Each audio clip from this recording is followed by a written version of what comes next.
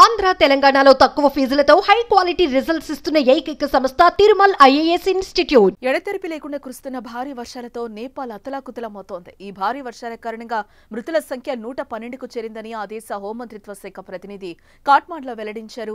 వందల సంఖ్యలో ప్రజలు గల్లంతయ్యారని అన్నారు. వారి కోసం గాలింపు చర్యలు సైతం కొనసాగుతున్నాయని తెలిపారు. గురువారం నుంచి కురుస్తున్న భారీ వర్షాలతో దేశవ్యాప్తంగా ఉన్న నదులన్నీ ఉప్పొంగి ప్రవహిస్తున్నాయని చెప్పారు. దాంతో వివిధ ప్రాంతాలకు వరద నీరు పోటెత్తడంతో లోతట్టు ప్రాంతాలన్నీ జలమయమయ్యాయని అన్నారు. అలాగే భారీ కొండ చర్యలు సైతం విరిగిపడ్డాయని పేర్కొన్నారు. దాంతో బాధితులుగా మారిన దాదాపు 3000 మందిని పునరావాస కేంద్రాలకు తరలించినట్లుగా వివరించారు. ఇక దేశవ్యాప్తంగా రవాణా వ్యవస్థ ఎక్కడికక్కడ దాదాపుగా స్తంభించిపోయిందన్నారు.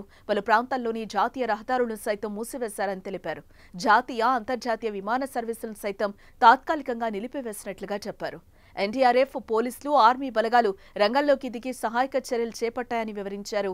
సహాయక చర్యలు యుద్ధ ప్రాతిపదికన కొనసాగుతున్నాయని వివరించారు.